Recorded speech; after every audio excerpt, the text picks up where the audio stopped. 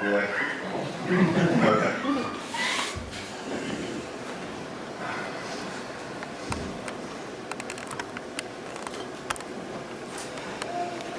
My name is Marcos Finelli. I'm 30 years old, and I'm the middle child of 3 boys. Although I was raised by loving, providing parents, explosive anger was a dominant theme growing up. This left me overly attached to my mother and emotionally detached from my father.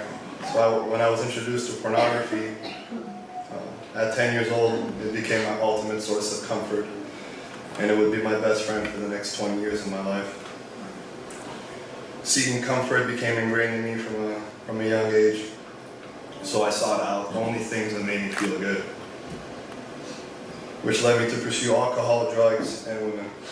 This lifestyle became a cycle for years. All along, I was cultivating bitterness and anger as tools to protect myself, as well as manipulating and controlling others to get what I wanted from them. People were objects, not for my selfish gain, and I was the judge. Is that the firearm? Yeah. Continue. All right.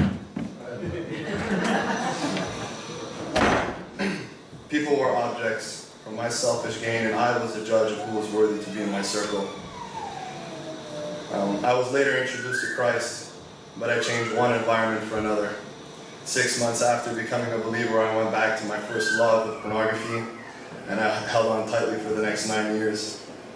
I did what felt good as a Christian as well. I became one of the youth leaders, one of the worship leaders, and I loved the attention. I tried as much as possible to be seen as a well put together, elite Christian, even in my struggles. I tried to portray that I was healthy on the outside, because in reality I was sick on the inside. And I knew something wasn't right. God was not my God. I was. And my feelings were my compass. I was always searching for the next emotional high. Like Saul, I was headed in my own direction, and God knocked me off my high horse. I was facing divorce after less than a year of being married because of my anger and rage. I lost a good home, a company I had tried to start, and I was losing my image and reputation that I had tried so hard to build up. After feeling hopeless to escape my addiction and feeling suicidal, I sought out counsel, which led me to come to his mansion. Once here, although it seemed as though following Jesus was the only way to true life, I fought hard and strong against him. I had tried to follow him for 9 years. What was going to be the difference this time? I had a case to present, and my real anger toward him started to manifest against others. I wanted to give him a piece of my mind, and I stayed stubborn in my ways until I continually exhausted myself. If there was still a God, he didn't care for me. He had abandoned me and was disappointed in me. If I didn't get it by now, God must have lost patience with me, and I lost my chance. This is what I thought. Forgiveness and grace was no longer available to me. They had run out. At the same time, I began to also see my true posture towards people, and my thoughts became more vivid. My judgments were dark and cruel. My anger was relentless and violent. At the same time, I saw myself too intense emotionally. I thought I was overbearing and overly sensitive and too empathetic. I wasn't a man if I was these things. These qualities were weaknesses and not strengths. And so I hated myself, and I hated others. I began to expose these thoughts with the unbearable, lifelong fear that I would be rejected for the monster that I was. By some I was, but I saw that this was the cost to receive and experience true acceptance and love. Along the way, my phase mates left, and it made the journey harder and lonely. But only for a season. Those who remained around me moved closer to me, and other friendships grew stronger. I started to realize that I longed to be loved. I longed for a relationship so deep that it hurt. Yet I still didn't fully trust in love without exchange. I held tightly to the belief that people loved me for what I did and not for who I am. This whole God thing was still too good to be true, and it was too cheesy for my taste. But the search continued regardless.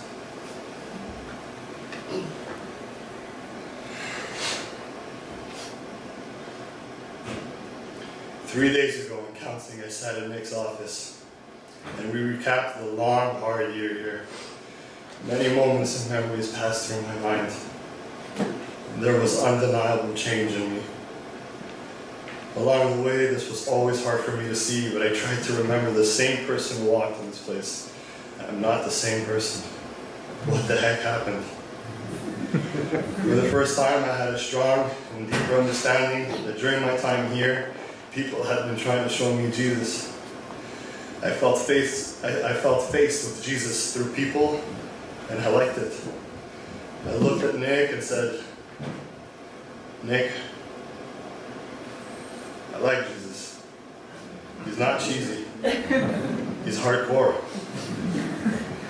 He had been the example I had been following because of the influence and guidance of people around me without fully knowing it. Jesus had impacted the world to the point that people are still spreading the gospel and choosing to follow him because he still lives. He has been pointing me to the Father I've been separated from and that I longed to be reconnected to in my being. I have put my faith and followed many people and things in this world that have meaningless ends.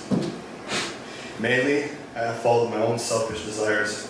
I choose now to put my faith in Jesus and follow him, trusting that he is the example to how man is meant to operate, and trusting that he is the incarnate God pointing me to himself and reconciling me back to him. Jesus is not my new drug. He is far greater than any emotional high I can try and conjure up. He is hardcore. He's not cheesy. After wrestling and learning about who God is, I am learning that I'm not too complicated for God and others. I'm not overbearing or too intense. I am designed and created in a unique and intentional way by a God who wants me to know him and reflect him, like a son who looks and acts like his father. I am learning that I am seen more than I like. I'm known more than I think, and I'm loved more than what's comfortable. Today I strongly desire a relationship with my Father, someone I've felt disconnected to for a long time. My wife has decided to forgive me, and we're working towards restoring our relationship. In all the ways I've treated God through his creation, I don't deserve how God has chosen to love me through his creation. This quote comes from François Fénéron. It's called The Seeking Heart. The closer you get to God, the more miserable things you will find in your heart. This is not a negative thing. God allows it to let you lose confidence in yourself. You will have accomplished something when you can look at your inner corruptness without anxiety and discouragement and simply trust God. I have not been miraculously zapped into a perfect person. I see more now than before the ugliness of my heart, but I am no longer a slave. Yet at times I'm still stubborn, doubtful, faithless, and impatient, and I can still tend to shake my fist at him. I'm not healed, I'm healing. I'm not changed, I'm changing. I'm still learning that it's the Creator who makes the instructions on how the creation is to operate, and not the other way around. The healing and redemption that I've experienced so far will not be possible without true community. So I want to thank everyone in this community for being genuine with me and creating a safe environment for me to be vulnerable. I wouldn't be the man I am today without you all trying to show me who Jesus is through the way you live. Here, in this place, black sheep are welcome. There are no black sheep in a world of black sheep. Unless you're Canadian in the midst of Americans. There's nothing short of a miracle that Americans can help heal a Canadian.